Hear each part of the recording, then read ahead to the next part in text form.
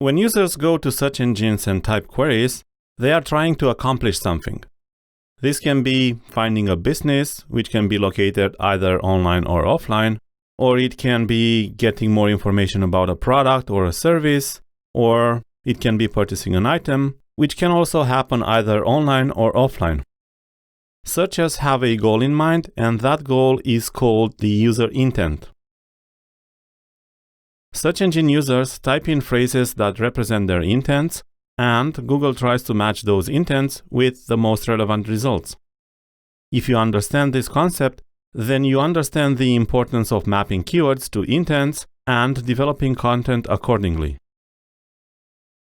The specialty literature breaks down the user intent into 3 categories. Navigational, when searchers use a search engine to navigate to a specific website. Informational, when searchers want to find content and info about a particular topic. And transactional, when searchers want to engage in an activity, such as buying a product online, downloading or playing a game, seeing pictures, viewing a video, and so on. Transactional intent doesn't necessarily involve a purchase. Google's guidelines for quality raters, which are the human evaluators who assist with quality control of the SERPs, refer to the same categories as navigation, informational, and action.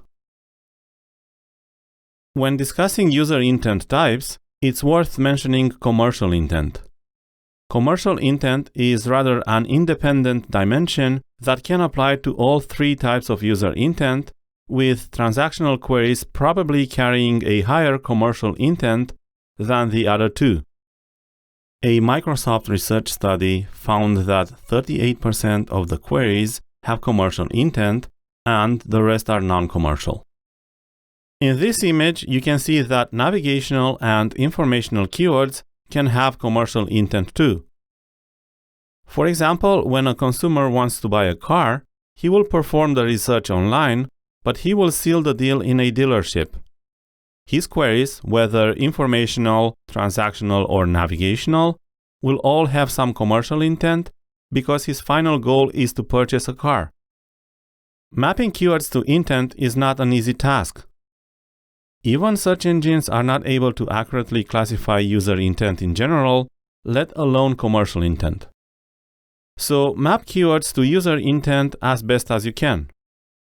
As long as you start categorizing based on intent, you will start generating ideas for content that matches intent and that is very relevant to users, and this is the best SEO approach to stand the test of continuous algorithm updates. Here are some guidelines for classifying user intent, but remember that many keywords can be placed into multiple intent buckets. Navigational intent, or the Go queries, are queries containing companies, brands, organizations, or people's names. Queries containing parts or full domain names.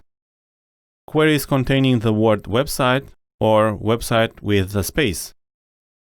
Navigational queries are the easiest to spot during keyword research. For this type of queries, make sure you show up at the very top of the SERPs for your own brand and for your domain name search queries.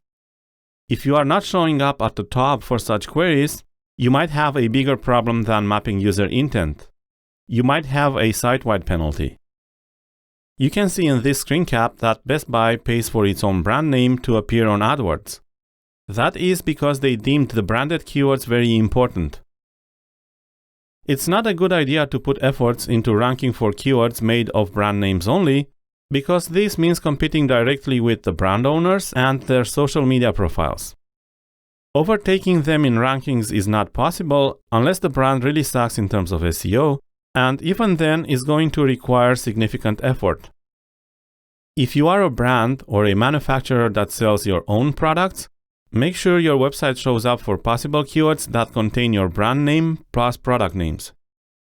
For example, if you manufacture and sell RAM memory, your website should rank at the top for brand queries containing the products you sell. For example, Kingston 1GB space RAM and Kingston 1 space GB space RAM.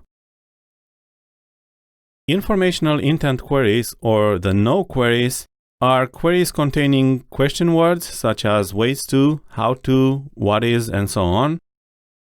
Queries containing informational terms such as list, top, or playlist. Or queries containing anti-commercial queries, for example, DIY, do-it-yourself, plans, tutorial, or guide. Other informational queries are queries containing words like instructions, information, or specs. Or queries containing words like help, resources, FAQ, or queries that contain a category or subcategories, for example, digital cameras, raincoats, and so on. If you have difficulty classifying keywords based on intent, one trick is to find the navigational and transactional intent queries, then assume that the rest are informational. If you want to learn how Google teaches its own search quality raters to classify search queries, I recommend reading Google's Search Quality Rating Guidelines, especially Section 2. Informational intent is the type of intent e-commerce websites should start shifting their attention to, because informational keywords provide the chance to get in front of the target market in the early stages of the buying funnel. The earlier your audience is exposed to your brand, the higher the chances of closing a sale. The content that addresses informational queries encompasses all types of media such as text, audio, video, and so on. It includes all types of content such as product descriptions, technical specs, expert reviews, infographics, instructographics, blog posts, how-to guides, and so on. When creating content for this type of intent, your goal is not to sell your products or services, but rather to position yourself as the authoritative source in your space. You need to become a publisher of trustworthy, useful content. Informational queries are perfect for this because they represent a great opportunity to increase brand awareness and show expertise. The fact that 80% of search queries are informational represents a huge opportunity for those who plan for long-term gains. These queries can be very generic, for example, head terms such as category and subcategory names, but long-tail keywords will be there as well. For example, such queries like what is the most fuel-efficient car on the market, or life insurance brokers in New Westminster, BC, are informational. Note though that either of these two example queries could have a transactional intent as well. To cover as many informational queries as possible, you will need to create educational content for consumers who are not yet ready to buy or who don't even know what they need to buy. Your goal is to give them content that will answer their questions and fill their need for information. Also, your goal has to assist moving them further down in the buying funnel. Informational intent queries appear at the awareness, research, and decision stages, and you have to gradually guide consumers towards content that is more transactional, which will eventually lead to conversions. After all, a macro conversion, for example, a web purchase, happens only at the end of several micro conversions, such as reading an article about a problem, finding the right product, adding to the shopping cart, click on proceed to checkout, and so on. One way to check whether there's disconnect between user intent and the content on your website is by looking at the e-commerce transactions for your keywords if the keywords data is available. Using Google Analytics, you can look at which pages or keywords perform poorly. In this example, more than 3,000 organic visits from a particular keyword and just one conversion is a sign that something might be wrong. That may be because the searchers land on an improper landing page, or maybe the landing page is attracting the wrong keywords, or it may be related to a conversion friction. For example, pricing is higher than your competitors. Another way of finding this disconnect is by analyzing the keyword's bounce rate. A high bounce rate is usually a bad thing because it shows that the consumer landed on your website and didn't find what it was expected. However, blog pages usually have a high bounce rate since visitors might find the answer they are looking for in the article itself and then leave. As you start looking at keywords through the user intent prism, as opposed to just words and numbers, And as you try to solve high bounce rates, low conversion rates, and low transaction numbers, you will start learning more about your visitors. This will help not only with organic traffic, but with everything marketing and sales. When analyzing the performance of the informational queries, keep in mind that such keywords will most likely not convert at the first visit. Transactional intent, or the do queries, are queries containing calls to action such as subscribe, play, download, shop, or sell.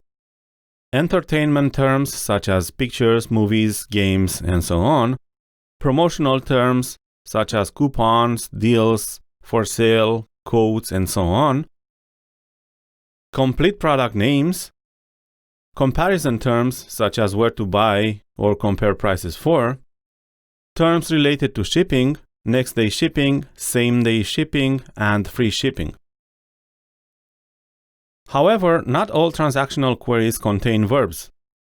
For example, the search query Del Vostro 1700 can be both transactional and informational because the user either wants to read more about this product or wants to buy it.